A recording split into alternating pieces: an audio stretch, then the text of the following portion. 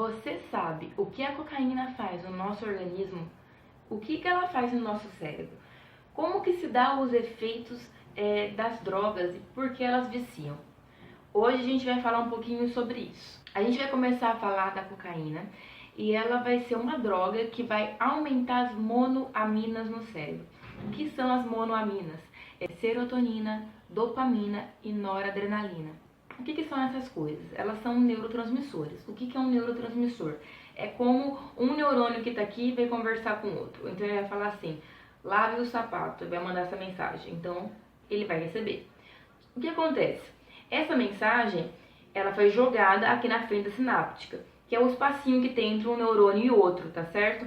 O que acontece é que essa mensagem não pode ficar aqui o tempo todo, porque senão ele vai ficar o tempo todo fazendo aquilo que esse neurônio pediu para ele fazer, vai ficar o tempo todo lavando o sapato. E às vezes ele pode lavar tanto o sapato que pode até ser algo neurotóxico e matar ele.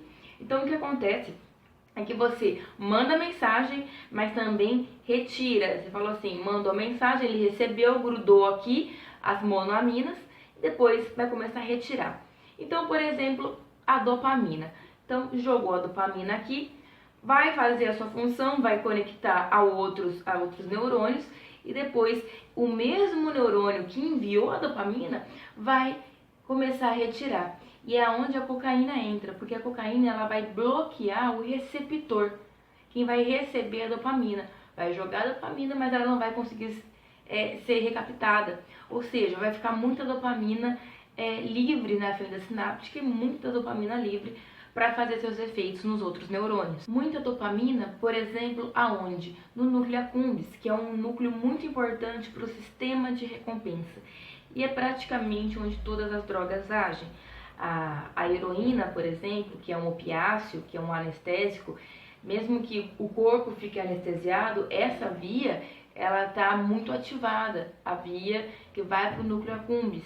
Então a pessoa sente a recompensa. A cocaína ela é inalada, então demora de 3 a 5 minutos para fazer o efeito, para chegar na corrente sanguínea. Vai ter um pico de efeito que ocorre entre os 10 e 20 minutos, mas não passa 1 hora. O crack, a diferença é que vai ativar esse sistema de recompensa já entre 8 a 10 segundos, porque é algo fumado. Toda droga fumada, ela vicia mais. O próprio cigarro, ele é outra coisa, porque é nicotina. Só que já vai a nicotina rapidinho, vai chegar na corrente sanguínea rapidinho, vai chegar no nosso cérebro. Por isso que é muito perigoso qualquer coisa que seja fumada, tá? Por quê? Do pulmão, sangue. Não é igual algo que a gente coloca pra boca, que vai passar por todo o nosso trato gastrointestinal, absorvido, vai pro fígado, o fígado pode metabolizar e gerar algo que não é ativo. Por isso que o crack é basicamente um caminho sem volta. Ele ativa o sistema de recompensa muito rápido.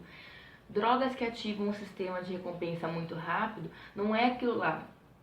A pessoa comprou e deixou em cima da mesa para usar depois um pouco. Não, ela vai usar tudo o que tiver o tempo todo. São drogas extremamente impulsivas. A pessoa vende tudo, vende a alma, vende o que for necessário para conseguir a droga. É desespero. Sobre a cocaína, ela vai ativar esse sistema de recompensa. Um sistema de recompensa que é ativado por atividades prazerosas do nosso dia a dia. A gente chegou a conversar sobre isso no vídeo sobre internação compulsória, né? Que a pessoa, ela não sente mais tanto prazer pelas coisas, porque a vida vai ter fator de prazer 1 e a droga vai ter fator de prazer 10. Então eu vou escolher o caminho da droga. O problema é só nessa via? Não, porque a dopamina, ela participa de várias vias do nosso cérebro. Via mesolímbica, via nigrostriatal. Essa via, ela é importante para quê? Todo mundo já deve ter ouvido o Parkinson. O Parkinson é falta de dopamina que vai acontecer porque os neurônios que produzem a dopamina, lá na substância negra compacta no mesencéfalo, aqui é o telencéfalo, o mesencéfalo é mais para baixo um pouco. Então, os neurônios que estão ali se degeneraram, não conseguem produzir dopamina, que vai ser importante para regular a questão dos movimentos. Então, o paciente que tem Parkinson é aquele paciente que tem tremor, um tremor em pronação, supinação ou aquele tremor de contar moeda. Ele é identificado para fazer os testes que a gente pede, ele não consegue fazer assim rápido, ou se ele faz rápido, ele faz um movimento curtinho para conseguir fazer rápido, porque ele não consegue fazer isso aqui rápido. Ele tem bradicinesia, uma lentificação dos movimentos, anda devagarzinho. O que mais que a gente mexe com dopamina? A via mesolímbica, que é a via que vai dar as psicoses. A esquizofrenia, por exemplo, trata com o quê? Com o Aldol, que é um antidopaminérgico. Levodopa, que é o que você dá pro Parkinson, é o quê? Para aumentar a dopamina na substância negra.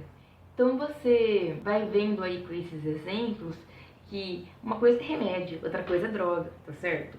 Porque o remédio, ele visa uma via, resolucionar um problema ali, um certo lugar. A droga não. A droga ela vai mexer com muita coisa. A cocaína, por exemplo, a noradrenalina, ela vai aumentar esses tipos de monamina, que é o neurotransmissor que a gente falou onde? No ataque de pânico.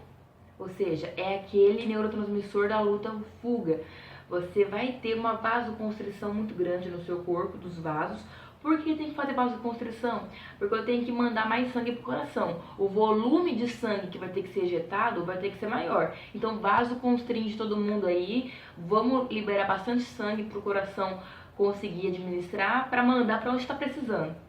Então, quando a gente olha a ressonância magnética desses indivíduos que são usuários de cocaína, o que vai acontecer? Através também daqueles exames que você vai ver o fluxo sanguíneo está reduzido. O que acontece?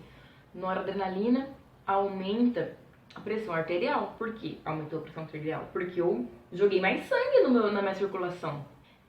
Eu, particularmente, quando eu estou estudando, eu gosto de pensar, vou falar sobre cocaína, mas eu gosto de comparar, por exemplo, o que a gente fez aqui agora, pensar no Parkinson, na esquizofrenia, as diferenças, porque existem coisas que usam vias em comum, que tem o mesmo neurotransmissor envolvido em locais diferentes, mas se ficar confuso para vocês, se não ficar claro, vocês avisam, tá? Por exemplo, a gente falou então que no Parkinson tem uma diminuição da dopamina. E aqui, então, eu tô jogando dopamina. Então vai ser o contrário do Parkinson? Exatamente. Eu pensei nisso, eu falei, tá, eu quero ir atrás de pesquisa para ver se isso aí tá acontecendo mesmo. E pode ser que aconteça, sim, pacientes usuários crônicos de cocaína de ter coreia.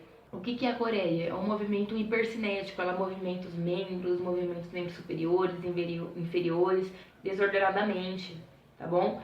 Ou seja, não tem essa regulação, então a pessoa fica, se mexendo toda. Será que vale a pena poder sofrer uma hipertensão letal e todas as mazelas que são relacionadas à alteração de neurotransmissor e alteração de como o seu organismo funciona só por causa que eu quero elevar um pouco o meu humor? O que mais? Usar a cocaína com álcool. Muita gente faz isso. A questão é que no sangue dessas pessoas foram visto um metabólico, que é o coquetileno. O coquetileno também vai produzir alterações cardiovasculares, semelhantes à que a cocaína faz. Ou seja, o uso concomitante da cocaína com o etanol faz mais mal para o nosso corpo ainda. A gente falou então que a alteração na via dopaminérgica acontece na esquizofrenia, que você trata com antipsicótico, você trata com, por exemplo, Aldol. Quer dizer que a pessoa que usa cocaína pode desenvolver paranoide? Pode. Alteração visual, alteração auditiva, pode desenvolver. Tá? E pode acontecer mesmo depois que a droga já foi embora. É de praxe os nossos professores de psiquiatria e a gente ser bastante informado sobre isso, porque acontece muito, é a questão da maconha. Por quê? Ela também, em alguns indivíduos propensos, ela vai induzir um surto de esquizofrenia, um surto de paranoia, de alucinação. E mesmo depois que a pessoa usou, isso pode acontecer. Algumas pessoas, então, elas desenvolvem isso na primeira vez que usam. A primeira vez que a pessoa usa, ela entra num surto. E aí depois tem que ir pro hospital e às vezes não consegue, tem que tomar remédio pro resto da vida. Isso acontece E esse vídeo, ele vai ser mais sobre a cocaína. Eu queria fazer um vídeo pra falar sobre LSD, maconha, outras drogas, mas não é porque, sei lá, eu tenho um amigo que usa e não acontece nada, que não vai acontecer nada com você. Você pode ser uma das pessoas sorteadas para desenvolver um surto gravíssimo, tá bom? Eu acho que não tem por que usar a droga se você quer aumentar o seu humor, tem outras coisas para fazer. Uma questão de um prazer a curto prazo versus um prazer a longo prazo. Então eu usar a droga vai ser bom agora, nesse segundo, nesse momento da minha vida. Mas isso vai trazer um monte de sequelas e um monte de problemas a longo prazo. Então a gente precisa conseguir mostrar isso para a população. Não vale a pena, porque falam, você não pode usar a droga porque a droga é ruim. Aí a pessoa vai, usa e fala, não, isso aqui não é ruim, isso aqui é muito bom. Mas a questão é, a droga ela é feita para isso. A droga ela é feita para você achar que tá bom ali no começo. Só que depois você vai perceber que o próprio usuário já não tá sentindo aquilo mais. Ele vai criando dependência, ele vai criando tolerância, ou seja, o efeito vai durar muito menos, eu vou precisar usar muito mais, você não vai ter controle. E não vale a pena você ser servo de algo, você tem que ter o controle da sua vida. Porque a questão da droga é que ela vicia tanto que o seu corpo passa a precisar daquilo para funcionar. Isso acontece muito com opiáceos, por exemplo, com morfina, etc. Você fica tanto tempo usando aquela substância e jogando aquilo no seu corpo que ele acaba tendo que aprender a funcionar com aquele nível tóxico acontecendo. Então ele começa a modificar a neurotransmissor, ele começa a modificar a estrutura neuronal para conseguir se adequar ao seu estilo de vida. E aí quando você ou quando você fica algum tempo sem usar, você começa a entrar em abstinência, começa a ter um monte de efeitos no corpo de falta daquilo lá. Por quê? Porque seu corpo está estruturado de um jeito para funcionar com a droga. Então, quando tá sem a droga, ele... cadê? Então, é problemático e não vale a pena. Não adianta falar, mas isso, mas aquilo, não tem mais, tá? Não vale a pena. É um caminho que é muito difícil sair, tá certo? E eu acho que é isso por agora. Eu quero ver se eu gravo outros vídeos. E aquilo que o pessoal tá sempre perguntando, que é sobre a maconha. Falou, gente. Cadê o pause? O sininho, não esqueça.